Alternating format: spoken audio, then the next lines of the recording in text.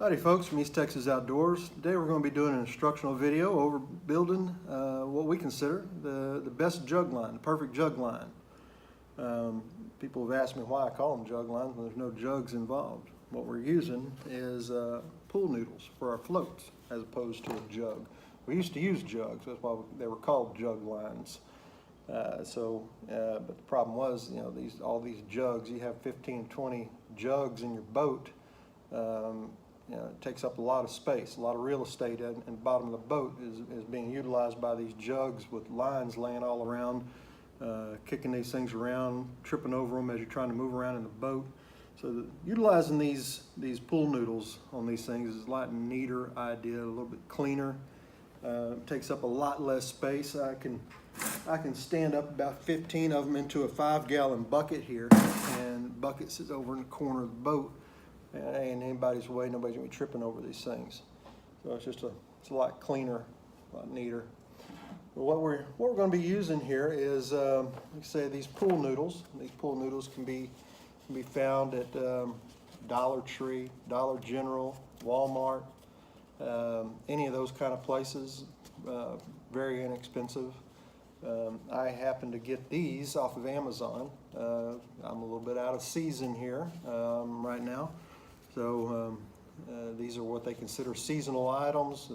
Dollar Tree, Dollar General, they didn't have any of this stuff in stock right now, so I just got a 5-pack of them off of Amazon. Pretty inexpensive.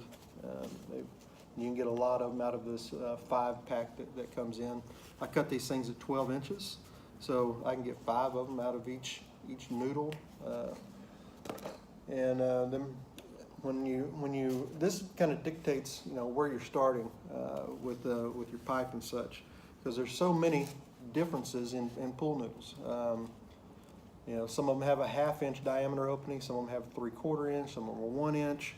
So that's going to determine what size pipe that you're utilizing. So what we're utilizing to fit inside here, you want a nice snug fit, is 3/4 inch thin wall PVC, and that fits in there pretty snug. Slide that in all the way into there. It's a good tight fit, which brings up another point here. Over time, using these things out in the lake, cold weather, hot weather, out on the river, wherever you're at, over time these noodles will tend to loosen up on your pipe here and kind of expand a little bit. And they slip up and down very easily all over the place. Well, that's not a problem. You don't have to replace these pool noodles for that. Just slide it down to one end, and you can use anything really. You can use the spray adhesive. It works pretty good.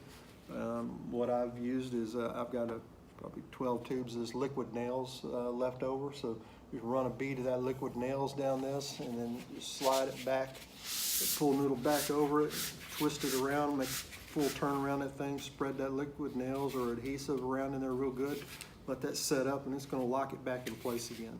But you don't have to replace that noodle unless you want to change colors or something. Anyway, so now that that's on there, our next step is going to be one of the ends here.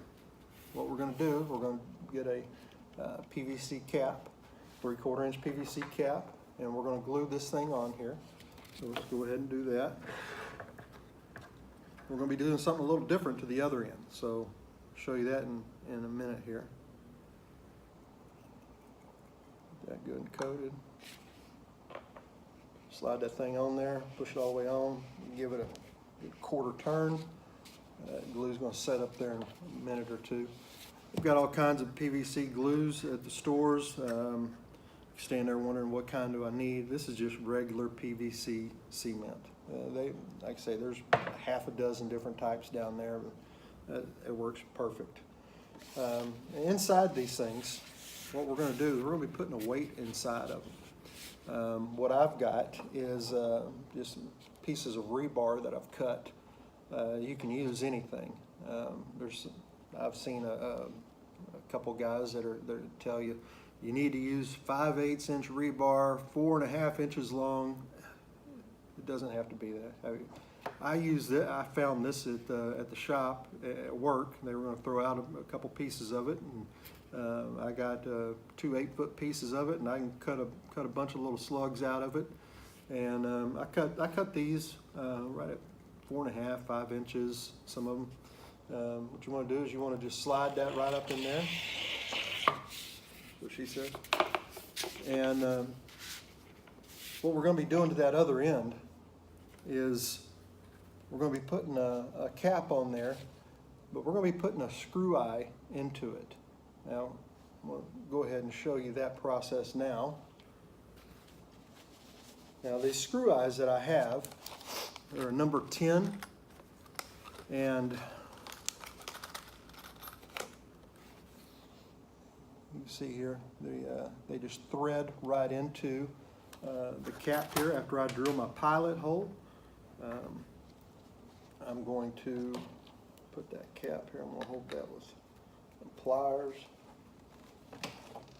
I'm going to drill a 3/32 pilot hole for these number 10 screws.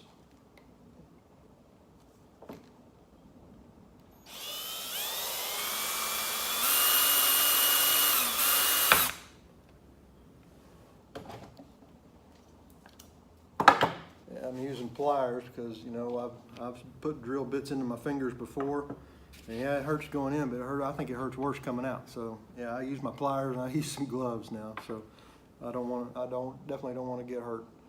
And I don't want you to get hurt here in the process. So now with that 3/32 hole, this number 10 screw, it'll start, but it's going to get tight after about a turn.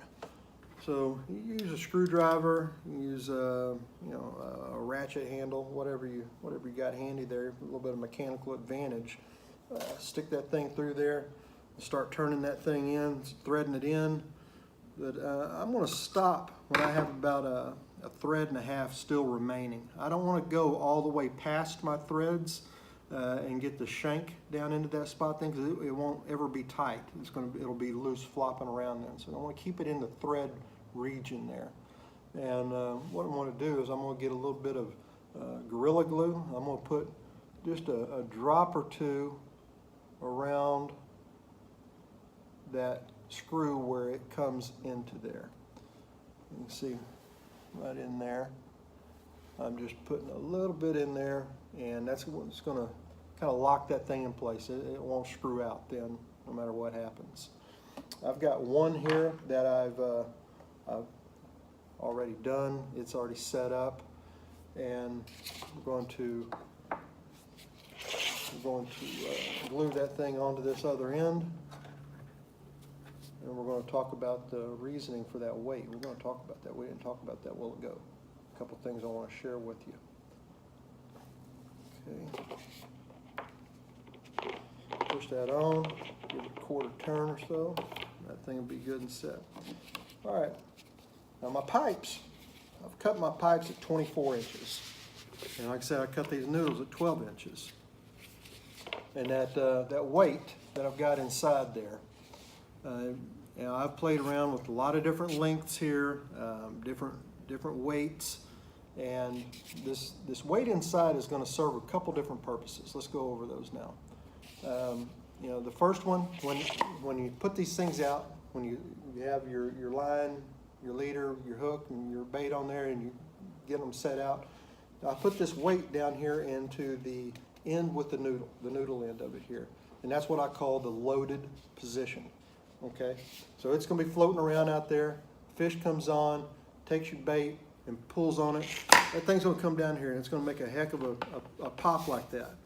And that fish is one of the reasons that this fish is going to, it'll feel that through the line that he's on down there. And it's going to startle that catfish, and he's going to jerk and pull. And what it does, it ends up helping us set that circle hook in the mouth of that catfish pretty good. And also, the other thing here, when that weight comes down, and I've played around with the links here enough to where I know that when that weight hits down at this end, it's going to stand this thing up out there like that. Okay, and so you see this thing out there floating around like this, you most likely got a fish on right now, unless he got off. But that'll definitely give you an indicator, other than, you know, this thing just sitting out there without the weight. You know, it would just be, because those catfish, they'll hook themselves, and after they fight for a little bit, they'll lay there suspended at whatever depth they're at, whether it's you know, 10 feet, 12 feet, whatever it is. They'll just lay there suspended at that depth, and your noodle will just be laying there. And if you're just out there fishing, looking around at your noodles and such, you're not going to know if you got one on there or not till you go run them again. So once that thing comes down here and sets up like that, so that loaded position, at least while you're fishing, you can look out around and you can say, well, hey, a good possibility I've got one on that jug over there, that jug line, so I'm going to run over there and check that thing. With the 12 inches, the 24-inch pipe, with the weight, once it hits down here, these things stand up pretty good. You know, you can, I've tried before with the longer noodle to try to keep the fish. You know, you get a bigger catfish and you get on these things, they're going to pull them under, but they're not going to keep them under.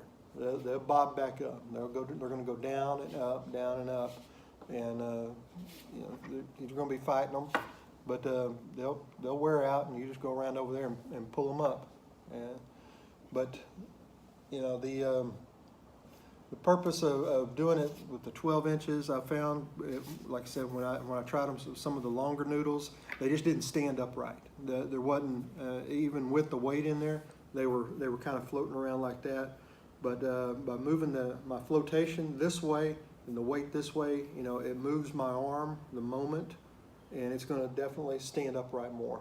So, you know, this is something that we really like, and what we've had some good feedback on. Like for you to try that and see what you think. So once you're to this point, now it's a matter of hooking your line up, whatever depth you're thinking about here. You know, one of the things that we do on this screw eye end here, you know, the barrel swivel, or the snap swivel, I mean, we put a #1 swivel onto this end here, and what that does is that fish can lay down there and twist around and fight, and it's not gonna tangle that line up. It's not gonna get all knotted up. It's gonna sit there and swivel all day long. It's just very easy. Put this #1, snap it into that eye, and tie my leader off to that.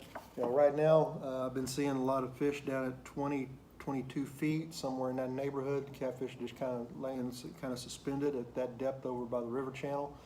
So, right now I've got mine rigged up at 22 feet, and I've got a 5/0 circle hook on these things. Works really good with catfish.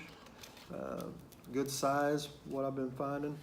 And I put a 2-ounce weight on this thing, about a 1.5 to 2 foot up from my hook, and it really helps keep that thing in place out there in the water. You get a little bit of wind, a little bit of current, these things are going to be gone. Put some good weight on there. 2 ounce I've found works pretty good, kind of keeps them in one place, not going to blow all over the place. So the 2 ounce weight, the #1 swivel, the 5/0 hook, this weight inside there, and like I say, I've been seeing those fish down about 22 feet. So what I'll do is I use this braided line here. It's the 1/4 pound, 120 pound test.